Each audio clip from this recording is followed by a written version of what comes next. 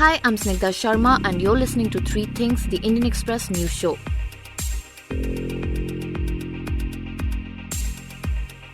In this episode, we talk about all that has been left unsaid about the latest arrests in the Narada sting case. We also discuss the exclusion of KK Shailaja from Kerala's new cabinet, along with the latest COVID-related updates.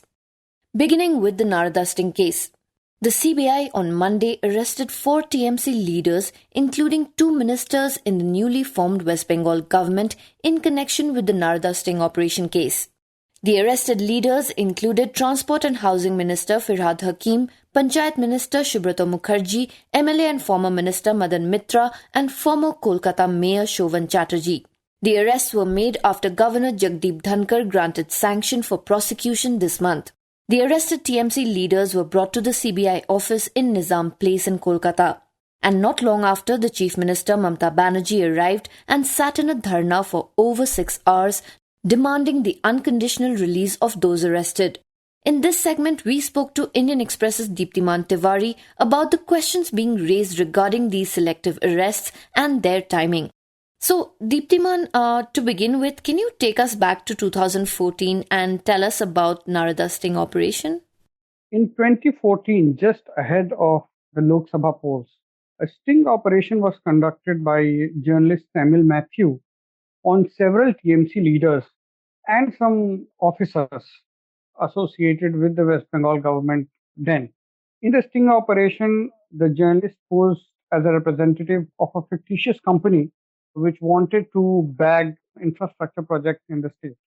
And basically, some top leaders, beginning from Mukul Roy to Pawan Chatterjee to Madan Mitra, Prasoon Banerjee, all of these were shown in the sting operation videos as accepting cash to the tune of between rupees 4 lakh to rupees 5 lakh to show favor to this fictitious company in bagging state government projects. This was basically a sting operation. However, interestingly, the sting operation, which was supposed to appear in a magazine, did not appear at that time. And it finally appeared 2 years later, just ahead of West Bengal State Assembly polls. And that too, not in a magazine, but a portal called naradanews.com, which was headed by Samuel Matthew himself. He was the CEO. So that's basically the whole sting operation, which created a massive political furore just ahead of state assembly elections in 2016. Opposition built tremendous pressure on TMC. The court took cognizance of the matter and ordered a CBI inquiry into the whole affair. However, TMC went on to win the polls with significant margins over its rivals. But the case continued and continues to haunt TMC till date.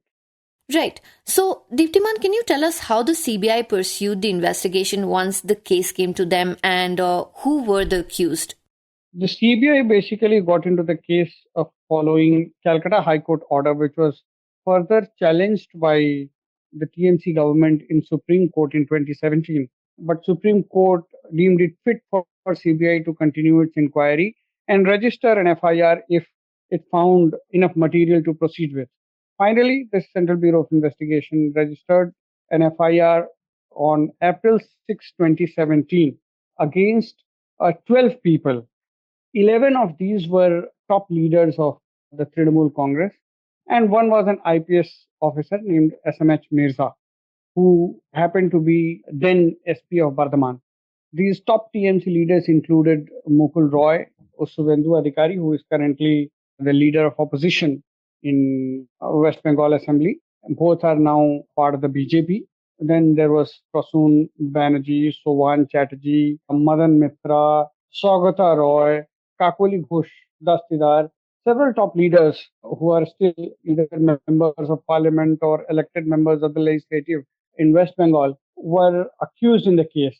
And CBI has, over a period of time, questioned multiple people, including Samuel Matthew in this case. And several TMC leaders over the years have been questioned in the case. However, the first charge sheet in the case has been filed only now after the CBI got prosecution sanction against 4 TMC leaders identified as Firhad Hakim, Subrata Mukherjee. Both are ministers in the current West Bengal government, MLA Madan Mitra and Sowan Chatterjee. Apart from this, IPS officer SMH Mirza has also been now charge sheeted by the CBI. Um, it was in this context that CBI arrested the four TMC leaders yesterday and produced them in court. They've currently been sent to jail by the Calcutta High Court. So, Deeptiman, following these arrests, there still seem to be a lot of unanswered questions, especially regarding the accused who have not been arrested and are now a part of the BJP. Can you tell us more about this? Let us first understand the circumstances and the timing of the CBI action on Monday when it arrested four top TMC leaders. The CBI began its investigation way back in April 2017. However, it was only in January this year that it found it fit to seek sanction for prosecution against these four leaders. Now, a sanction for prosecution under the Prevention of Corruption Act is a condition for the agency to seek permission of the competent authority, which in one case could be governor or in another case could be the central government, depending upon under whom a particular public servant is serving. Because under the act, a court is not supposed to take cognizance of charges against public servant unless a go ahead has been given by the competent authority. So in this case, the CBI sent a request for prosecution sanction to Governor Jagdeep Dhankar in January, 2 months ahead of the state assembly elections. And after assembly elections were over and BJP suffered a humiliating defeat on May 2 at the hands of the TMC, after running a very, very aggressive campaign in the middle of a pandemic in West Bengal, within 5 days of the results being declared, Governor Jagdeep Dhankar gave a go ahead to the prosecution sanction against these four leaders. So, yes, observers will look at the timing and circumstances of CBI action with a certain amount of suspicion. Having said that, let's also look at who are the accused in the case. Accused number one in the CBI FIR in the Narada case is Mukul Roy, who is now a member of the BJP. And CBI has not even found it fit to seek a sanction for prosecution against him. Now, if it does not even seek sanction for prosecution, there is no need for any other authority to withhold it or to say that this person cannot be prosecuted because there is not enough material. Nobody needs to judge it. Similarly, it has sought a sanction for prosecution against Suvendu Adhikari in April 2019, along with TMC leaders Saugata Roy, Kakuli Ghosh Dastitar, and Prasoon Banerjee.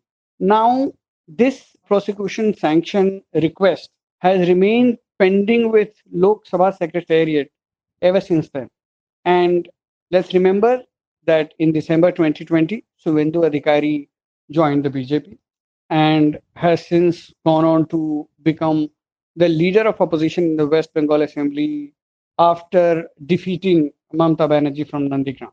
He is today the top leader of the BJP in West Bengal, and the sanction for prosecution against him continues to remain pending with the Lok Sabha Secretariat.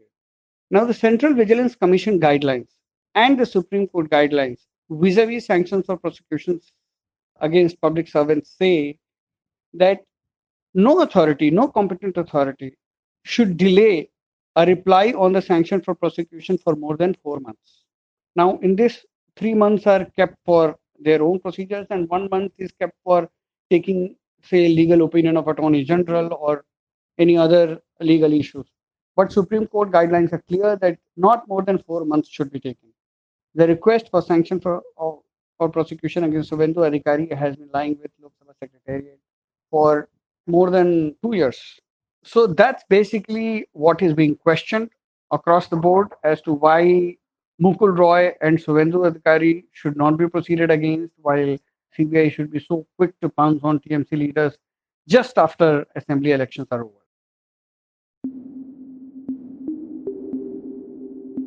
And next, coming to KK Shailaja's exclusion from Kerala's newly formed cabinet. When the CPIM on Tuesday finalized the party nominees for the second cabinet led by Pinarayi Vijayan, the biggest surprise was the exclusion of senior leader KK Shailaja, the health minister in the outgoing LDF government.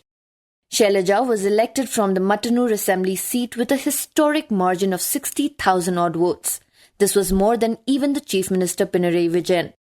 To talk about this, we were joined by Vishnu Varma, Indian Express's correspondent from Kerala. So, Vishnu, we know that one of the reasons for the LDF's landslide victory in Kerala was the state government's response to COVID 19, and behind it was KK Shailaja. Now, can you shed some light on her role during the pandemic? Shailaja teacher's role in the health ministry of Kerala began much before COVID. Before coronavirus, we had the Nipah infection in 2018, which first struck in Kozhikode. Now, as we know, Nipah is a virus which has a high fatality rate. She was a minister who showed sensitivity. She was transparent about the department's functioning. She was available to media. She was available to the people on what she was doing and what her department was doing. So, in many ways, the Nipah virus and the response of the state government to that virus outbreak was the first example of how Shailaja teacher was shining at that point of time. She really personified human face of the government in many ways. People looked up to her in a lot of respect because she was able to coordinate activities of the health department. She was able to connect with grassroots level workers of the health department.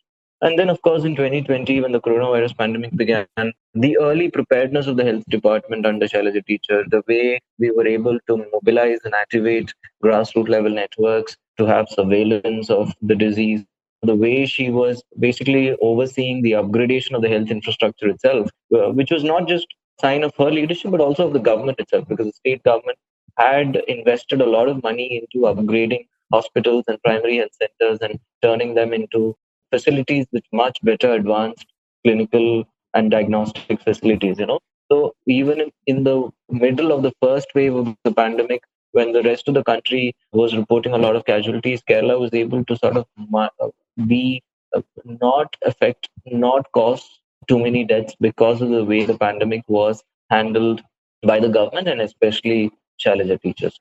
A lot of doctors told me about how anyone could call her at any point of time, even in the middle of the night. A doctor in a medical college hospital or a private hospital would call her and say that there is an emergency and something needs to be done. So she was always a very hands on minister. She was always very sensitive to the needs of the people. Right. So then what were the reasons behind her exclusion from the new cabinet? The exclusion of Shailaja teacher can be seen as a shock and a surprise for many outside the party. But those who know the CPM and those who have reported on the CPM extensively in the past few decades in Kerala would tell you that it is a very routine decision in many ways. The shock and surprise obviously is that when Kerala and the rest of India is in the middle of a raging pandemic and the state is also in a very critical state with a lot of infections being reported every day, we needed continuity in the health department at least. We needed continuity in the health ministry. Someone who has overseen the department very closely and someone who has been lauded not just nationally but internationally for her work as health minister. We needed a person like that to continue to head that department. That was the wide expectations of the people. And her victory from Mattanur in the assembly elections also was indicative of that popular fact. She was the candidate with the highest victory margin. Her margin eclipsed even that of the chief minister. So, in many ways, she was seen as someone who had a towering personality, and her popularity even eclipsed in many ways that of the chief minister of the party itself. But that was the pitfall I think that she had fallen into, and that there's a common notion within the CPM that the party is supreme and the individual is secondary. This was the same logic that was applied in 1987 when K.R. Gauriamma, who was a veteran leader of the party, when there were talk of her becoming the chief minister, and when obviously she was expelled from the party later, that no individual can rise above the party and that the party is supreme. Whatever the party decides, that should be followed. In the case of Shailaja teacher, what the party seems to say is that when no minister in the outgoing cabinet is being continued or no minister in the outgoing cabinet is being given a second term, an exception cannot be given to any other minister. So even ministers like AC Moideen, who was in charge of the local self-government portfolio, or MM Mani, who was the power minister, or KT Jalil, these are ministers who have come back to, they've won from their respective constituencies and they could have been made ministers again. But the CPM made a deliberate choice that we need to bring in newcomers. So if you are going to remove ministers and make exceptions for a few, like Shailaja teacher, it would perhaps send a wrong message within the party. Next, Vishnu, can you tell us what has been the response like to KK Shailaja's exclusion from within and outside the LDF? Obviously, outside the party, the decision has sent shockwaves among people, because this is a decision that even people from the Congress and the BJP would not have expected. Even people who, rising above political lines, may have wanted Shailaja teacher to continue as the health minister. We've been hearing reports that the CPM central leadership is also quite not very happy with the exclusion of Shailaja teacher, because one, she's very popular, she's popular among the people, and one of the reasons that the LDF was voted to power was also on account of her performance as the health minister. Widely, if you look at people's expectations or the public expectations, they would have all wanted Shailaja teacher as the next health minister.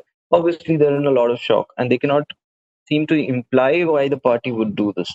Very popular minister who knows her work, who knows her department very well, and who can steer the state through a very difficult and tragic time like this. Why would a person like that be replaced? So people are in a lot of shock. And even, like I said, even within the central leadership of the party, someone like Brinda Karat or Sitaram Yechuri, they are being asked questions on why the party could allow a decision like this. So obviously there are murmurs within the party as well, but I don't think the state committee's decision of the party is going to be reversed. Once the state committee takes a decision, it's not likely to be reversed. And so Shailaja teacher has now been given the position of party whip in the state assembly, and she's likely to continue on that role only. And we will see a new health minister in Kerala. Also, Vishnu, what kind of a message is Chief Minister Pinarayi Vijayan sending through this move?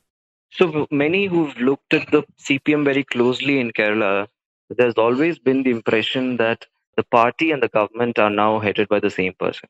Pinarayi Vijayan is not the state secretary of the CPM, but he assumes a role which cannot be overshadowed by anyone within the party. And there is no one to challenge his decisions and his leadership within the party in many ways. After, there was one person who would always challenge that leadership, and that was V.S. Achyutanandan.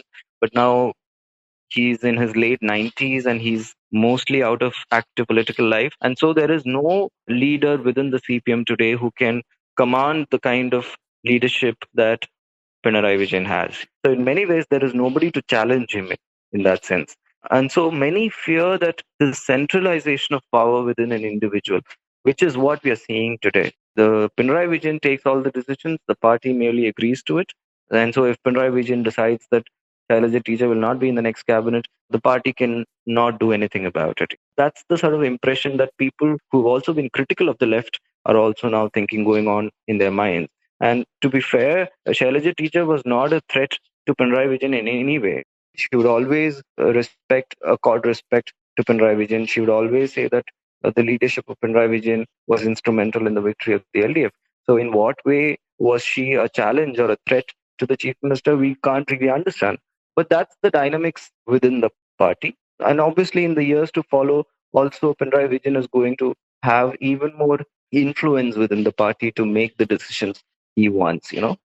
And Vishnu, finally, before we finish off, can you tell us about the new cabinet in Kerala?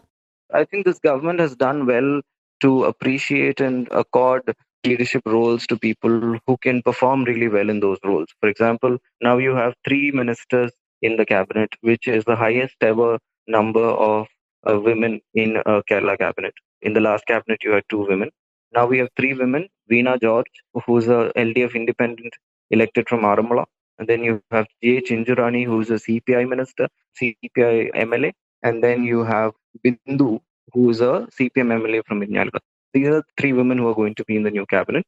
Apart from them, you have senior leaders of the CPM, like Govindan Master. He's considered intellectual face of the CPM in many ways. Other people in that cabinet is P. Rajiv, who's widely considered to be the next industries minister.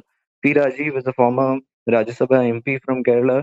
He's the current editor-in-chief of Deshabhimani, which is the party mouthpiece. And P. Rajiv comes from Ernakulam district, which was underrepresented, which was not represented in the last cabinet. So there is a new change in that way. Another very promising face in the cabinet is T. N. Balagopal, who has been elected from Kollam district. Balagopal is also a former Rajya Sabha MP of the party. He was very, very active in the Rajya Sabha. He could be given the new finance ministry or the education ministry. Either of these portfolios could be given to him. And then obviously there are other people also who have been accommodated within the CPM. PM Muhammad Riyas, who's the national president of the DYFI, he's a very young face. He's elected from Kozhikode district. He's also the son-in-law of the chief minister, which makes for a lot of talking. Now you have a government where the chief minister is the father-in-law and his son-in-law is a minister in that cabinet, which has not happened anywhere in India before, I think. So that has also happened. So there are a mix of experienced and young, promising, fresh faces in the cabinet.